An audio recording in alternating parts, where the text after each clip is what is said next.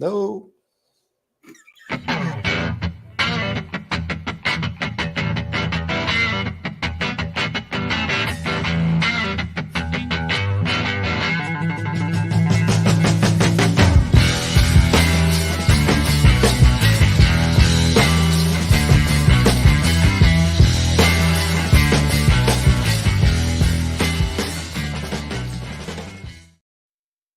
And it's what do you say? Happy Advent. It's finally that month where you First can of listen Advent to Christmas is music. Yeah, there's the snow outside. People have started decorating for Christmas. And it's our Christmas present show. Hopefully the first annual Christmas present show. Yep. We're one guy short because Walt is doing a special event station aboard the battleship USS Wisconsin. He's a part of the radio club there. It's a museum ship. So you might be able to get him on the air if you're in the right part of the world. And also our friends over at the Ham Radio Workbench is having the Ham Radio Workbenches on the air right now. So should be a chance to get them as well if you're nearby. As far as for us, no. Everything that could reach North America is just flat. And Jeff asked isn't there always snow in Norway? Yes. Well, we have 3 months of bad ice, but besides that, yes, just to keep the myth going. Yeah, and the polar bears, they prefer snow. Yeah, they get really grumpy if it's if the snow disappears for too long. Yeah. Same with the penguins. So yeah, isn't penguins something for the southern hemisphere though? People don't know that. No. So, and Stuart says he worked the battleship New Jersey yesterday, but he haven't heard Walt. Now, Walt's on the Wisconsin. It's kind of strange to name a battleship for a state that does not have a coastline. But besides that, well, they do name aircraft carriers after presidents, and even the not so good ones. So yeah. So we have our Christmas show, but before that, let's do our Ham Radio weeks, though. Kjetil, you've been shaving with your axe. I can see that. Yes, I really need to sharpen it. It's a good tip. People don't shave with like a bad axe. It is not comfortable, at least not in the long run, like this. So yeah, I need to sharpen this, but I learned for the next time to not do that straight before stream. But when it comes to ham radio this week, I've had 2 parks on the air activations, which was really fun. One of them was focusing on getting bands. So I ran, I think it was 6 bands in an evening to get to work on the N1CC award, which means it's for POTA. So you have to have 10 bands in 10 parks. And I'm up to, I believe it's 8 parks now with 10 bands. And 10 bands is surprisingly hard up here in the north. Like it's easy if you live like in Eastern Norway where you have a lot of 2-meter traffic, but you need one extra band, one non-HF band, which is not 160 meters. Like 80 through 10 meters, like you can get that most of the time. But you need 160, you need 6 meter, 2 meter, 70 centimeter, or something like that. And today I went to my first emergency communications exercise, which is really fun. Like training for emergency communications locally. And first time I was able to do something with a new prefix. So now I've done something with a Lima Echo prefix as well, which is a nice thing to have in the book. Not too bad. So what's your complete call sign then with the Lima Echo call sign? I think it was Lima Echo 1 Lima Delta. They're just assigned like in order of check-in when you check into the station. Yep. Yeah. So and those are emergency call signs, is that correct?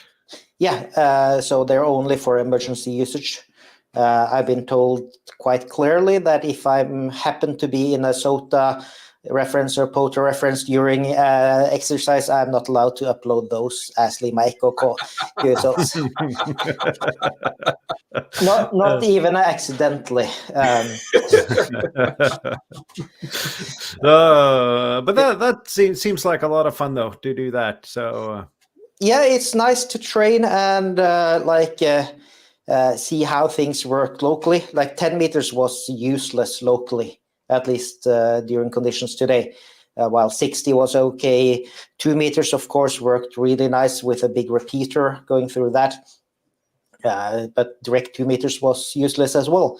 It's like something like that you need to train on and test how it works. So absolutely. And just before we go on, I see that Jeff's got a comment here that Wisconsin has Great Lakes shoreline. Yes, but I don't think battleships are part of the defense towards Canada, though. So, or I might be wrong, though. Yeah, but they can go Great there, Lakes, right? Yeah, you could go there through the Erie. I don't know if you could take a battleship through the Erie Canal, though.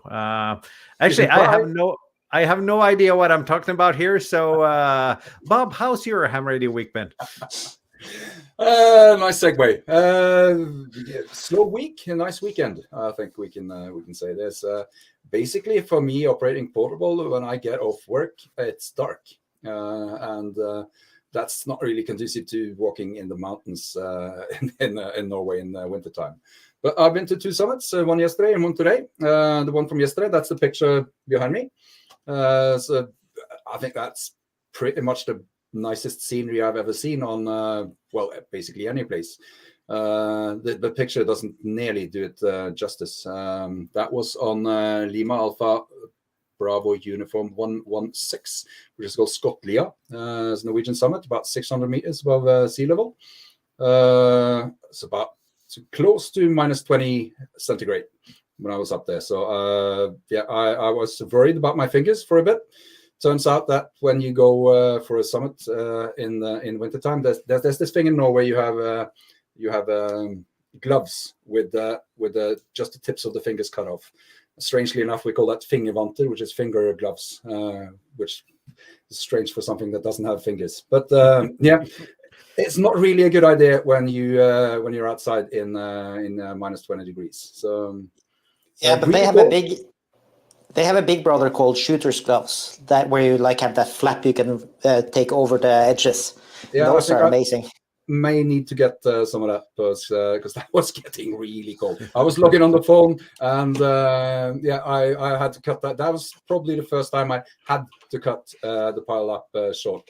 It was just too cold. I just couldn't operate the phone anymore for logging. So yeah, I got some 15 or something in the log. Excellent conditions with a small FX for CR radio, which is quickly becoming my favorite. It weighs next to nothing and it just sips power ever so slightly. I didn't even charge the battery pack between yesterday and today, and it's now at 95%. That's after 2 activations, so pretty cool. And today I went up on Lima Alpha Tango Mike 047, which called, I'm not going to even pronounce it. It's doesn't matter. That was 700 meters, but a much less exhausting walk. So I recommend that one if you're ever in the neighborhood. That's I think that's the interesting bits about my radio. Morten tricked me into buying some more radios, of course. That's yeah. Yeah.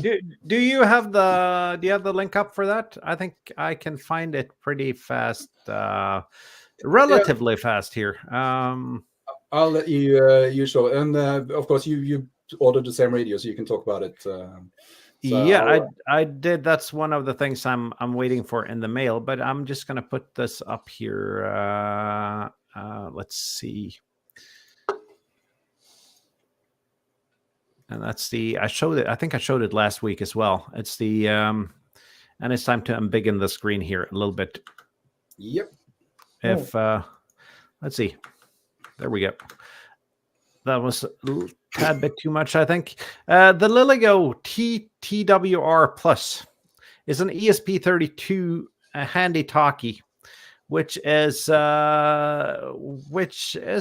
good for experimentation, and you can let's say add it with APRS software, uses it as a digipeater, as a tracker, as an eye gate. It's got two. It's got two watts out on high setting and one on low, I think. So my idea was this as use one as a digipeater and one as an APRS tracker. Because I need an easy digipeater solution, and I think this is the thing that will work. What are your plans with this, Bob? I'm hoping that it's capable at being a 2-meter handy talkie. So, and if it is, then the first one I get is going to get a nice 3D printed shell, not the one that they show on this website, which just looks horrid.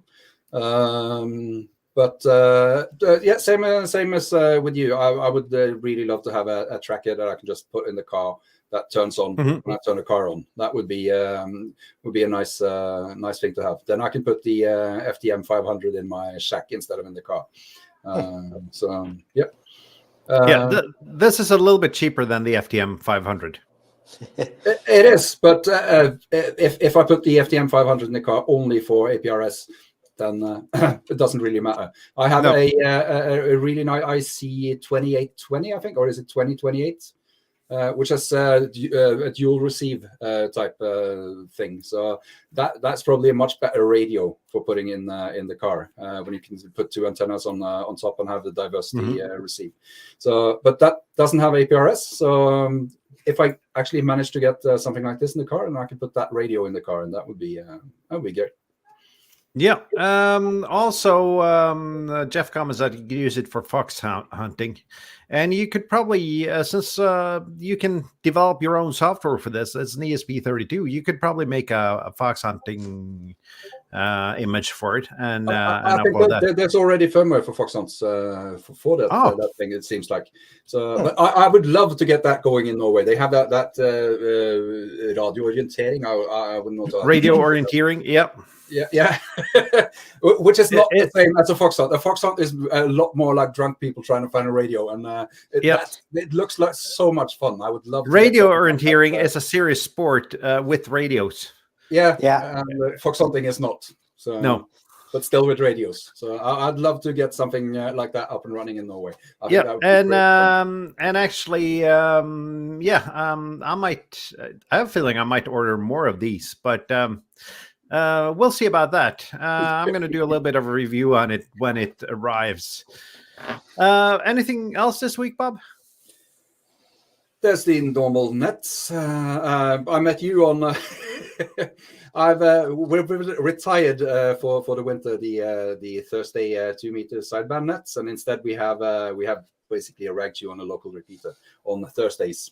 And of course, on Wednesday, I was confused and started that rag chew on the local repeater. And you dropped by, Morten. That was hopefully you're not going to mention that someone did not read the band plan for his All-Star hotspot, are you? No. No, we're not mentioning that. No. I did not have the same frequency as a repeater for my All-Star hotspot. Not in the least. No, not at all. But the one thing that you didn't have is also not the same subtone, of course. So it wasn't a problem. No, it probably wasn't. But I shouldn't have. There was a difference between the number 3 and number 4, strangely enough. Yeah.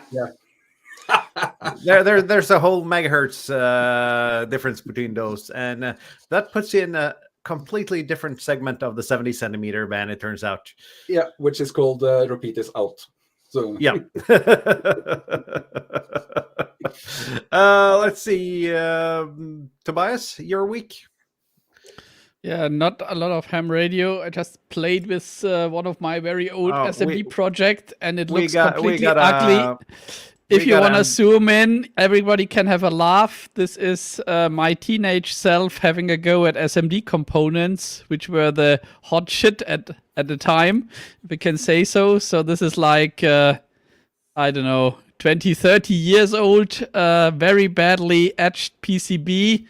I mean, it's more of a guideline where to put the components and not really a proper PCB, but it's a fun project, and I thought I'll revive it and maybe send GABA file to JLC PCB and let them make a nice PCB, and then I can live with myself, because if I look at this, you only see it now blinking, but it's really terrible. Yeah. So, but hey, I am not going to laugh at you, Tobias, because that is way beyond what I am able to do. So I am not going to laugh at you for doing that. It looks good. Okay, and what else apart from that? I was just doing snow shoveling. So this is how it looks currently at my place near Munich. We had very surprising snow. Usually it only starts snowing in like February or March. And usually around Christmas time we have 20 degrees plus. But I don't know what was different, but this is how it looks when I look out of my window here. That's the Endfed half wave, nicely snowed in, and the bulky bit at the end, that's the extension coil. So yeah, winter has come here. So yeah, that was more or less my week or my weekend, because during the week I'm a bit busy with being an adult, with the day job, and you know how it is. I guess a lot of people know when the year draws to a close, a lot of things have to get done. Yep. And I see that Jeff comments that it's better to be wrong on the band plan than sending APRS on 14652. And in Europe, you would actually be out of band if you sent APRS on 14652. So, but yeah. Then again, you're not really a stranger to sending APRS within our band. I've done that, and speaking about that, I've decided to part with that Vero radio. So whichever happens first, and I didn't plan for this announcement now, but whichever happens first, either my channel reaches 2,500 subs, or European Ham Radio Show reaches 1,000 subs. We're gonna have a drawing for that Vero radio. Where the APRS functionality is severely broken, but it works otherwise as a radio. Nice, but yeah, that is very nice. Lots of snow, Tobias, but as somebody said here, you should if you just use your radios, that would clear most of like the antenna wires. Yeah, but not with the 10 watts that I'm allowed to run. And let me tell you, I think that's a myth, because I had ice buildup on my random wire. And I thought that can't be good. So I ran 100 watts, FT8, all afternoon. Didn't help one bit. No, if you look at like the big power lines, they get frozen down as well. And they send a lot more power through them. So a little bit disappointing that. Let's see. Yeah. And William blames the ducks for the snow. Yeah, good idea. Yeah. One sad thing about like if you send the APRs on the wrong frequency is that it's very easy to find out who sent it. Like you're sending your location and call sign. Yeah. Well, I think if you hear APRS on a frequency other than the APRS designated frequency, it's a 50-50 toss up where it's the actual call sign or no call. Yeah, I think. Yeah. Good point. And if you're doing it on the Vero radio, I don't actually know what's been sent out. So, my Anytone has a tendency to send me somewhere in China. It's a Chinese radio though. So yeah, it wants home. Yeah, it calls home, I think. I have that Anytone. I don't think that's ever misrepresented where I've been. I had that Anytone. I could never get the APRS functionality to work on that. There's a Norwegian guy that makes this code plug, which is I know. And it didn't work for you? Nope. Not the APRS functionality. The code plug worked. All right. Yeah, it's the one radio that I never needed to program or learn to program, because there was a complete code plug for an entire Norway on it. It's very nice that he's doing a fantastic job, I think, with keeping that up. And even APRS worked. Some minor things. You had to put your call sign in and a frequency, and that was it.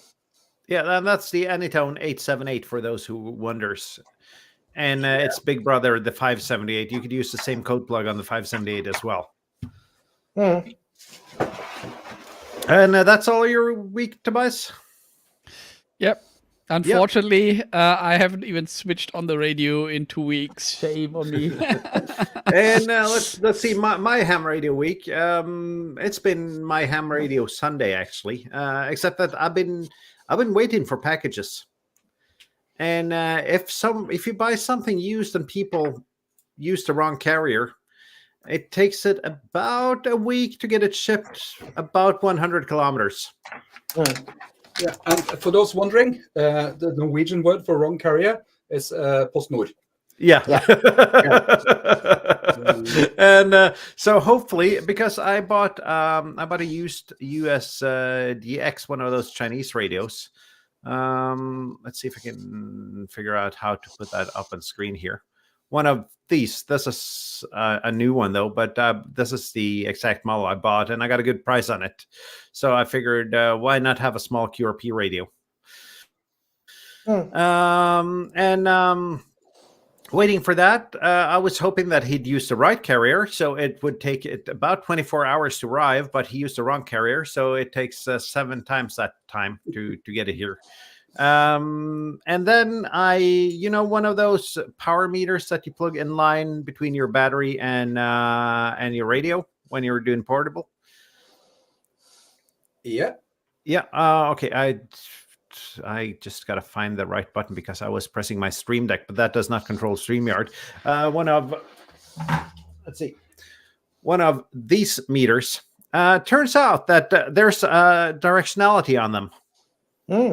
It says source on one end and load on the other. And if you put it the wrong way around, it will only measure the volts.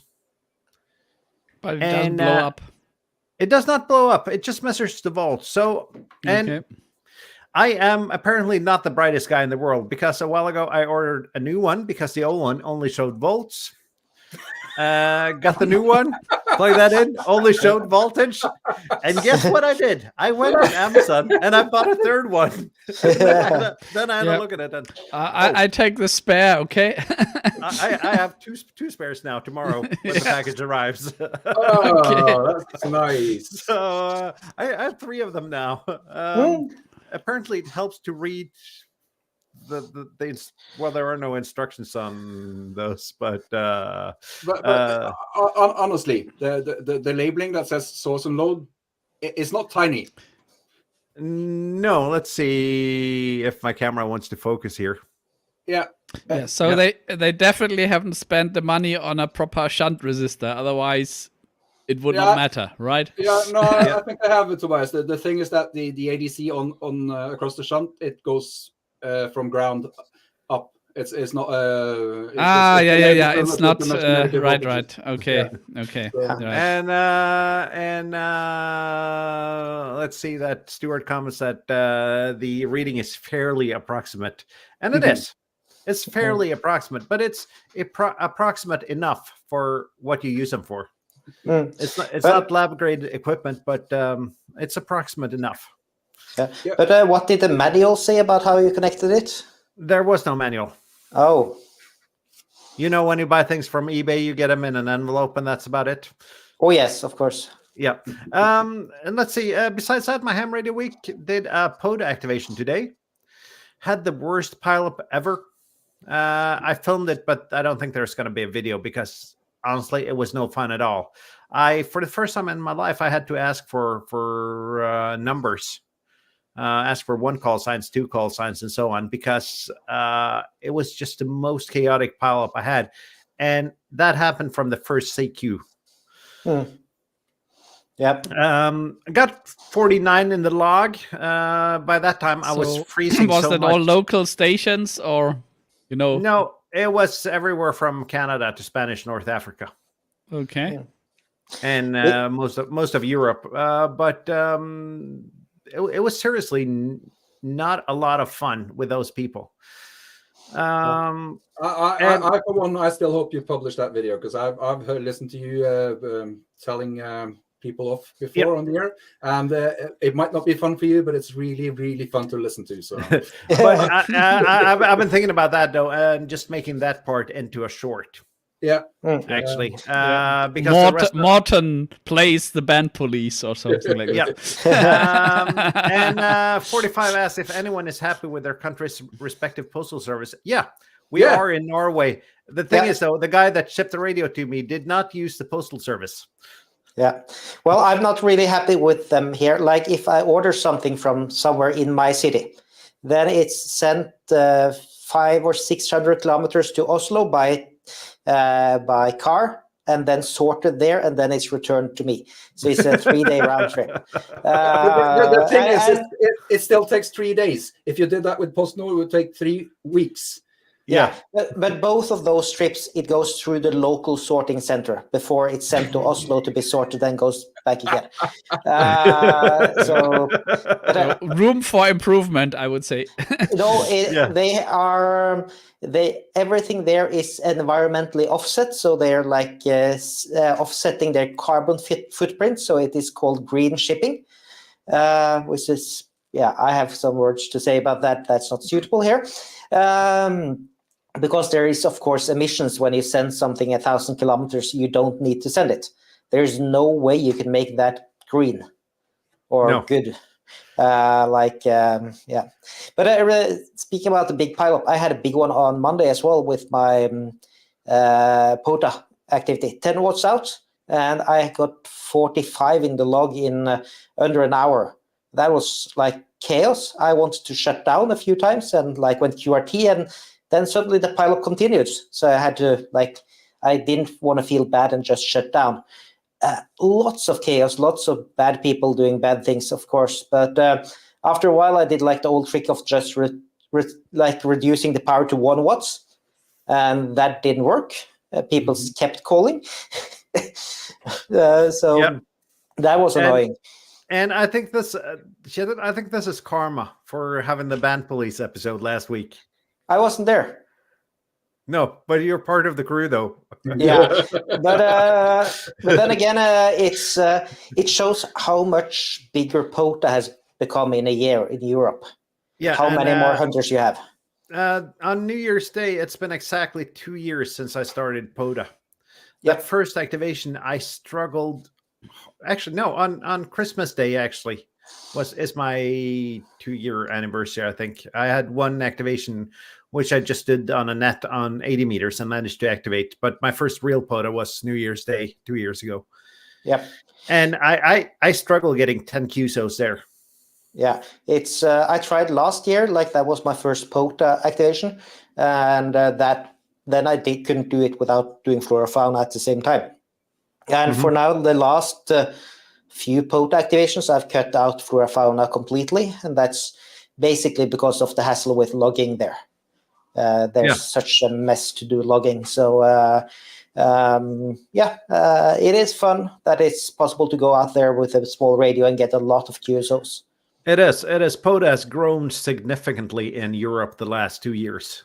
And it is a lot of fun that it's become that way. And I've come to the point where I so much more enjoy going out doing portable radio than sit in my shack and do radio. Yeah.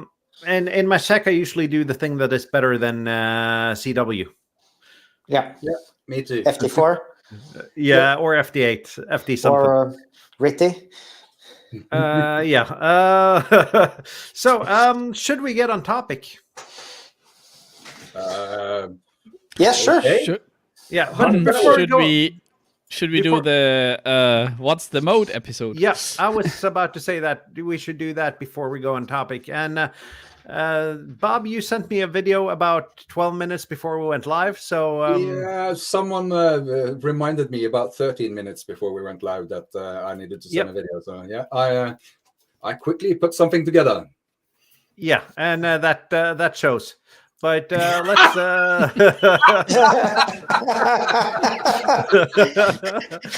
let's play the video and see how it is. Yeah.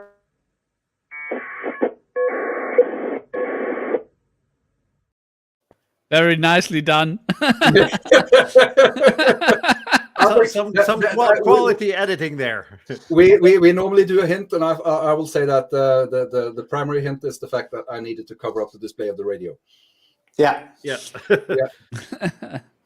So I see that Mike got his book from William, so that is good. Yes.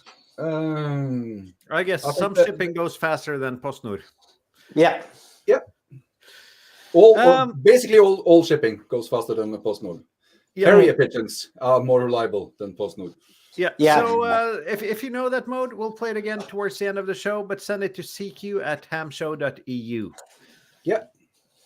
So Christmas is coming upon us, no matter how much we wanted to do or not. And it's time for our Christmas gifts. What do you give to the ham that have everything? And how do our wives figure out how to buy stuff for us? So I'm hoping that wives, girlfriends, better halves will watch this stream and get some hints. Yeah, that's likely. Hopefully, my wife is watching the stream at the moment or not, but yeah, or other people if you're like me, which don't have a family, yeah. So this is ham adjacent because it's not necessarily for the hams to buy these gifts, but for people that know a ham. I don't know who want to go first. I really didn't prepare much, so I can go first because it's going to be quick. Yeah, I think Jeff's probably got your suggestion here. I think that Kenwood D75. Yeah, that is on pre-order from Martin Lynch. I'm a little bit disappointed. I haven't heard anything because I was hoping that would show up before New Year's. But well, looking forward to seeing it. I'll share a screen if I manage. Let's see. That says. There we go. I'm sure you'll do about as good as any middle-aged man with a computer. Yeah. I work with computers. I'm brilliant at this. You are aware that the two of you other Norwegians here have shared the same webpage? Yes. I just got this link from Kjetil, which is brilliant. I didn't even know I wanted this, but I want it now. He says it's a hunter's glove, and either the ones people selling this or I am unable to spell hunter. I'm not sure which. Hunter. That looks like a hunter's glove. That's just scary. But when the ghost is too cool. Yeah. Other than that, I went to the trouble of setting up an online wish list this year. And you find that at vimo.com/en. So if you want to buy me something, I'm registered there. There you have it. Do you have like a gift idea, like a gift tab, so you can just donate to Bob there? No, just scroll down. Anything that's within your price range, I'd probably want it. Hang on, I saw a brilliant thing that I want to show. Let's see if it's here. Let's see if they have it here. It seems Icom makes a discount.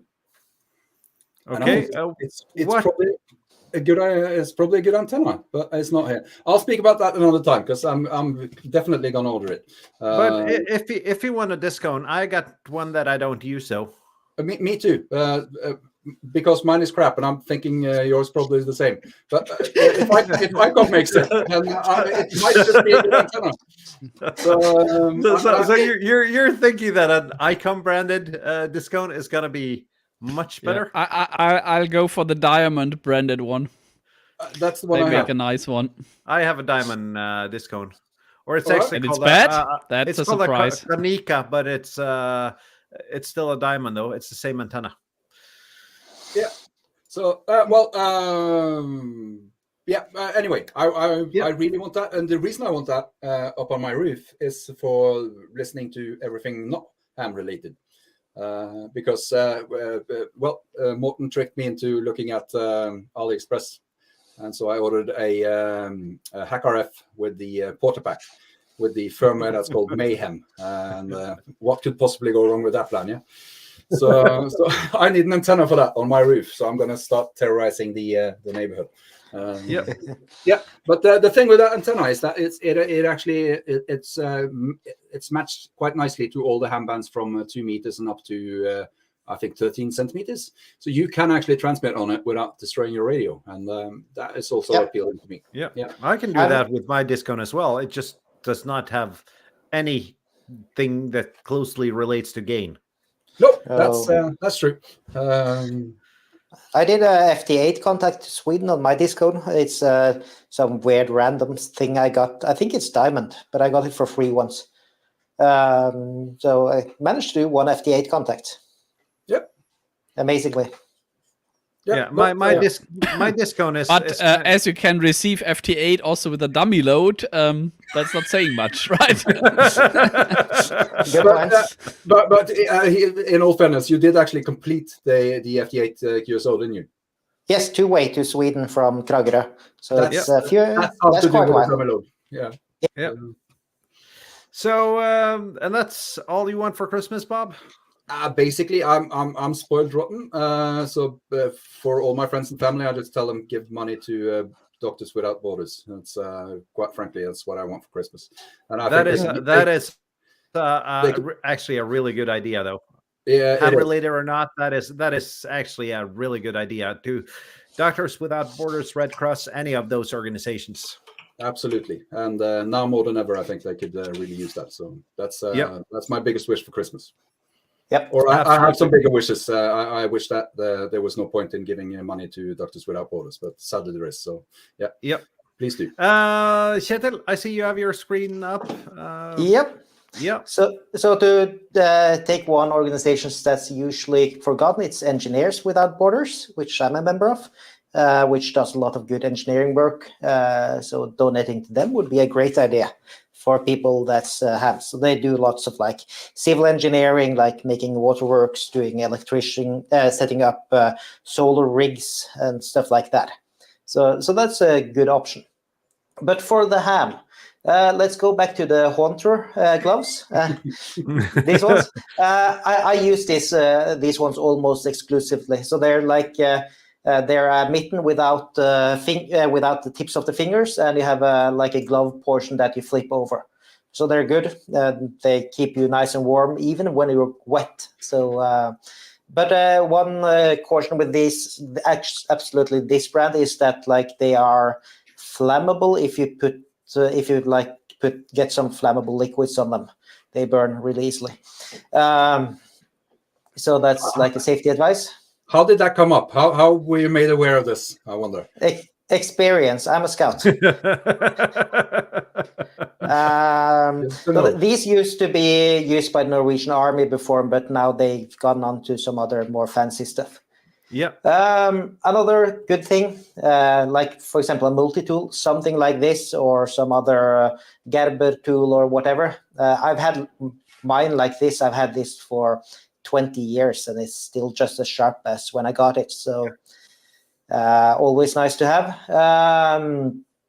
Water filtering. How is it these days? Does it get confiscated when you try to board a plane with it, or are you safe with this? Yeah, exactly. I always check my multi-tool into the check-in bag luggage, so I never keep it on carry-on. Yeah, too expensive. I think I told that story a few weeks ago, but a Victorinox like that was the exact thing that I forgot to check. And they actually, the captain kept that in the cockpit for the duration of the flight, and I got it back when we landed. That was, of course, some 20 years ago, but still. Very nice of the captain. Yeah. So, but that is not something you should expect to happen on every flight, though. Yeah. Nope. Probably had to do some small repairs in the cockpit as well. So. Did you by any chance fly Ryanair? I think this was before Ryanair existed, so yeah. I've gone on to a plane while they were duct taping it. That was like very. It didn't make me feel very confident. That was Ryanair. Yeah. So, and I see. What is it? A water filter you have there? Yeah. So this is just the top for a water filter. There's lots of types of these ones, but these are great for filtering out both crap in water and like bacteria and stuff. This is one I've been using. I've never been sick even by drinking in really bad water. But like, of course, you can never be completely safe. But for hiking in summer, in places with a lot of animals, I do like to use something like this. Backpack, like something like a camelback to have water inside your backpack while you are hiking. That's an amazing thing to have. And these ones wear out, like they last for 3 or 4 seasons max, and then they're used up. There's also accessories for this, like this hose line. You can get an insulator for that, so it doesn't freeze up in winter. Like when you're going out in -20, you can't use something like this. So if you're going out in winter, having some nice like spikes on your boots is very helpful. These ones are lovely. I've gone up like waterfalls with these ones on the boot. These are this or other types of similar ones.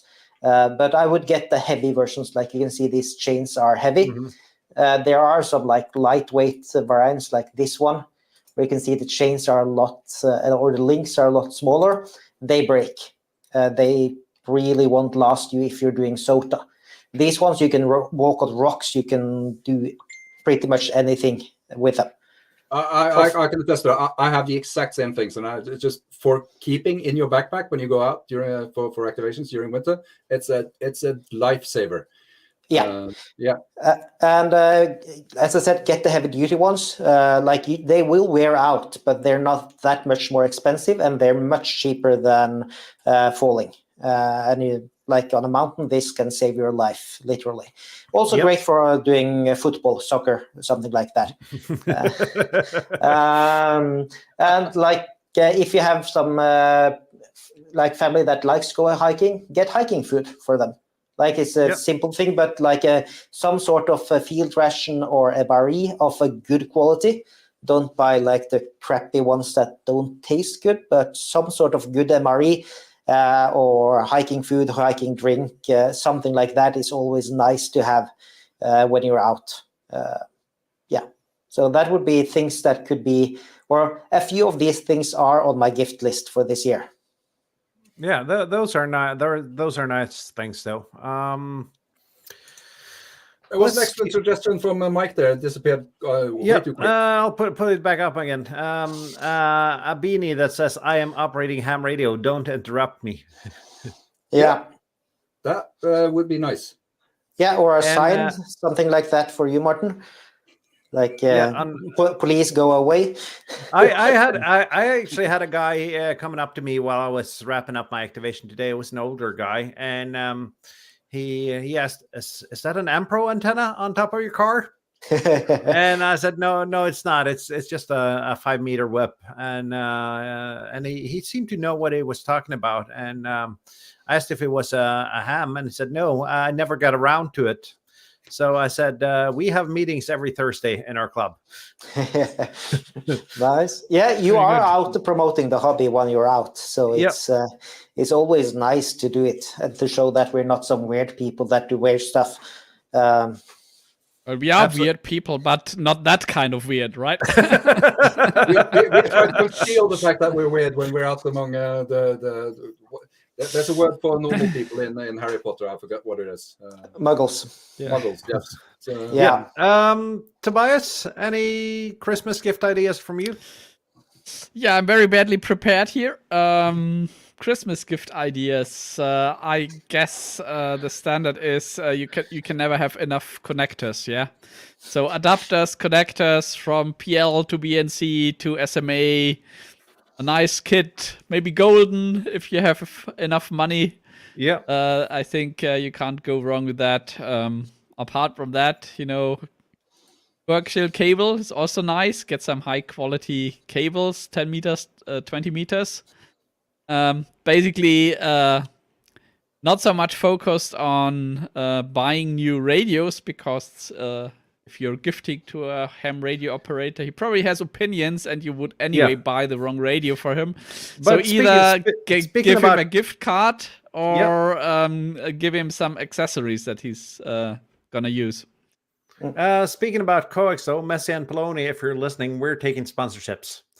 Are we? Yeah. And I guess if you have seen the videos from Mike, you can still get a 10% discount, but that's his discount code. So I don't know how long that that runs, but both Mike and Jason Ham Radio 2.0 have videos. So I'm just wanting that free trip to Italy. So yes, and the nice food and the luxury. I'll visit your department in Sardinia anytime. It's just say the word. Steve asked if anyone could make an advent calendar where you get a new connector adapter every day, and that is the most brilliant idea I've heard all day. Yeah. Ooh, I really want that. Oh, when my wife asks next year what kind of advent calendar I want, this is the one I want. And they should be sequential, so that like after 24 days you could like end up with the same as you had. So you had 24 connectors. Now they all join up and you have them as long, and then okay, it's 25 connectors. Now I'm PL to PL, right? Or and let's see. Okay, because that I just need to find that monster to my segment here. But those are good ideas. Let's see. I have. If you're done, Tobias. Yeah, go on. Or do you have anything else? Yep. Because since everyone else has been adults here, or at least two of you guys. I'll show my favorite organization to donate to. And here it's represented by the American Red Cross, because that was the first English-speaking website I could find. But I really appreciate a donation to Red Cross. I've been a Red Cross member my entire life almost. So that is absolutely a good thing. Besides that, ham radio-wise, I have, let's switch on to the camera here. I've actually prepared a little bit here. And as Tobias said, different plugs, adapters, represented by pretty much everything here. Power pole connectors, solder. You can never have enough power poles. You're right. No, you can never have enough power poles. Some solder is always nice, and the cheap HTs here represented by a Baofeng and a Guansheng. Dummy load. 21700 batteries. That is for that TTWR project. And speaking about adapters, you can make any kind of monster with enough adapters. So that is always handy. And going last, I feel that a lot of my ideas has been mentioned, but then again, the trusted multi-tool. I'm a Leatherman guy. And also a flashlight. And this is actually with those old what they're called, not LED bulbs, but the classic incandescent bulbs. And there's a reason for that. And that's my job, because they give off exactly the right amount of light when you want to be discreet. And they never fail. I've never had a LED flashlight that has never failed on me, but the old mag lights don't fail. And this one is old, because this is not a LED mag light. They have extra bulbs in like the base, so I've had to swap on mine. But I am on my extra bulb now, so but it'll last how long it lasts, and then it lasts me at least 25 years. So it's actually it's a really good buy, and same with the Leatherman. They'll last you forever. And the good thing about newer Leathermans is that you actually get driver bits for them, which also gets you out of a situation. And this is actually my EDC pack that I carry at work, and I also carry a Sharpie. And I'm going to show you a secret now, because this looks like a green Sharpie, but it's a regular black one. It's just that no one steals a green Sharpie. Oh, that is mean, Martin. No, that is years of experience. The cat's out of the bag now. No one steals a green Sharpie.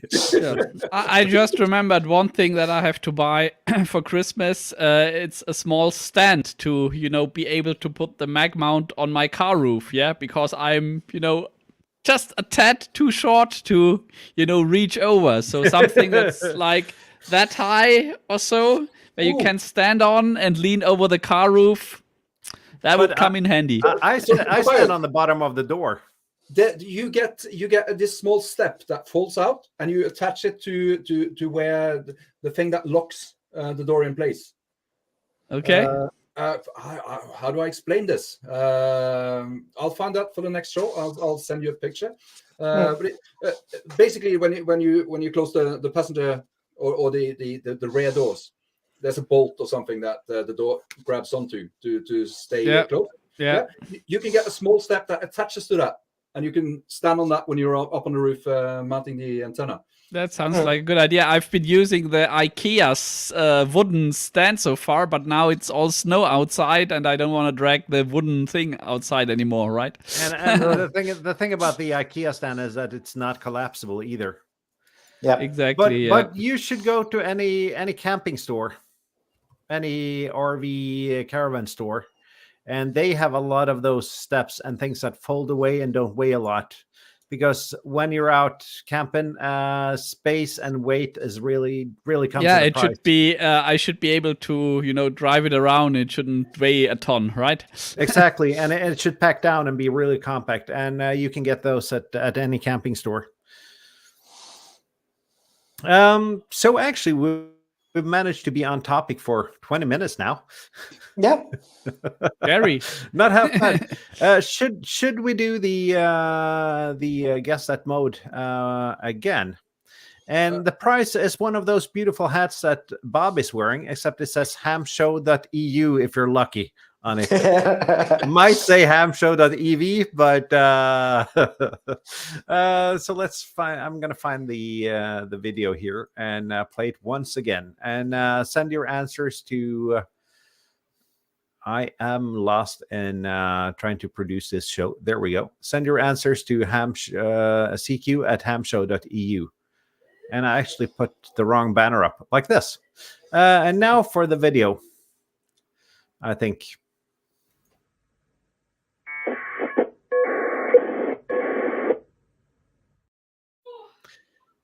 That should be hard. And you can win one of those nice hats on next week's show. Yeah, it's hard mode. It's a really mode, and it's not like we have mentioned it in the show already. So no, not in the least. No, I'm sharing my screen, Morten. Could you just do the thing? That's the thing. Oh, yeah. But does that hook in the door hold the weight of an overweight middle-aged man? Are you calling Tobias a middle-aged overweight man? No, I'm calling myself an overweight. I wasn't suggesting this for you and I was suggesting this for Tobias. Oh, okay, yeah. Yeah. I've heard some varied experiences with these ones, depending on the quality of your car and how solidly that is built. And maybe the user. That's also an issue. Yes. How solidly built the user is should probably also make a difference. Yeah, but it's not built for holding vertical weights like that. So you do risk messing up your car quite expensively. Yeah. So that looks a lot more German, the thing that Tobias found there.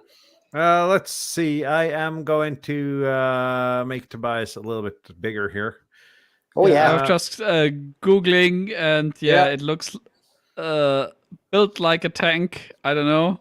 Much better. But the question is your car stable in that area? That is one thing, and right here where you. Yeah, I'm thinking about both the hook and where you're pointing though. If you put, there'll be a lot of torque on that bottom part there. Yes, yeah, and that is thin metal. But like if you're small, then it's not a big issue. But I would not step on that. No, I would have my doubts on that actually. I would not be scared to step on that if I weighed 60 kilos.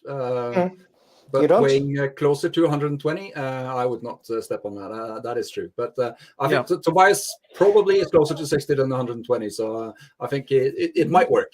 Let us know, Tobias. No, I'm in the 85 kilo range. So getting older, gaining weight, you know. So on the edge. But anyway, I should be able to find something, right? And instead of our next guess our mode, we're gonna have guess our weight. That's fantastic. 45 Auto mentions that they make those steps specifically for Jeeps that are quite robust. And I would imagine that a Jeep is a lot more robust than a Dacia Duster. Yeah. Hey, like, your small car, Martin, would you use it on that? On Electric? my small one, Yeah. the Citroen C0. No, that thing is built out of something that looks like metal, but I suspect it's cardboard. Yeah. It's got a metallic cardboard. No, I would not use that on that car. I remember my grandmother had a Ford Fiesta from the 80s. And that was like, I was scared if we were going to hit a bike on that. But then again, if I had a Volvo 240, I would use one of those without thinking about it. Yeah, but you can just step on the hood with that. Yeah, that car is practically a step. It's a set of stairs in its construction. I saw somewhere, by the way, talking about Volvos, that someone told me that the A in Volvo stands for aerodynamic. So yeah, I thought that was funny.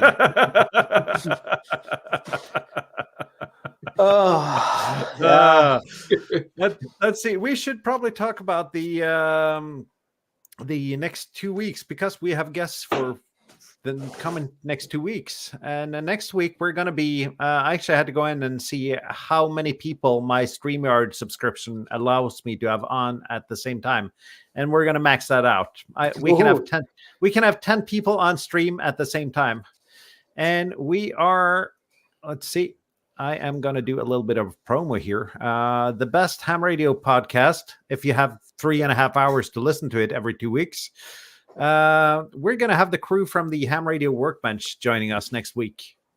And I am really looking forward to that. Actually, that is going to be a lot of fun. I am not really sure how we'll manage with 10 people on stream, and I have a feeling we'll go a little bit past our designated hour with 10 people. You think?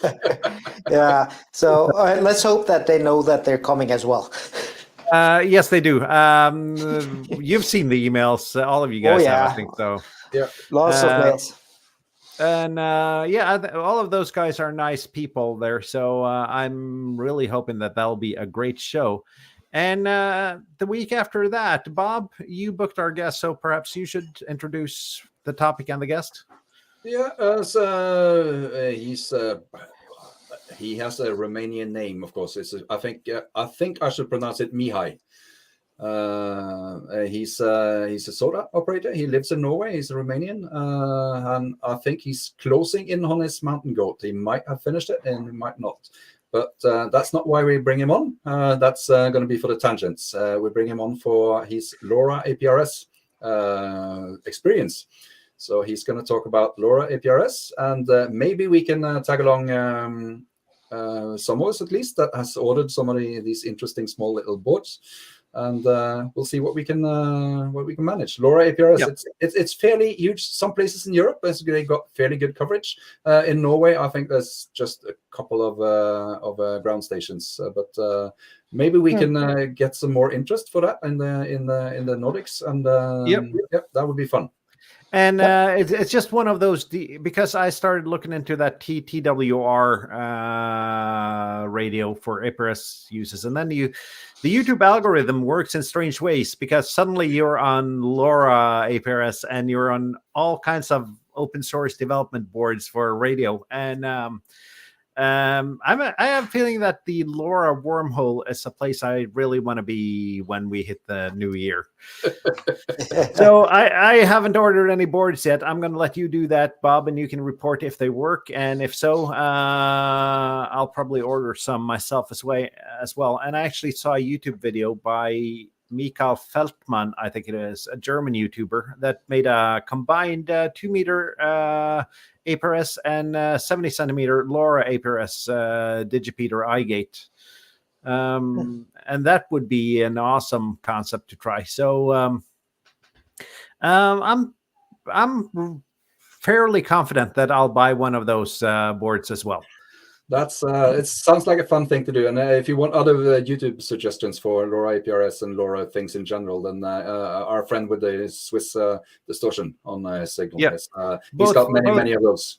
Both him and Mikael Feldman. It's the channel's in German though, so you could either use YouTube's automatic subtitles or no German to understand it. Yeah. And hopefully I'll make some English speaking content on LoRa APRS after a while when I've tried it. And that is actually the last show before Christmas in 2 weeks.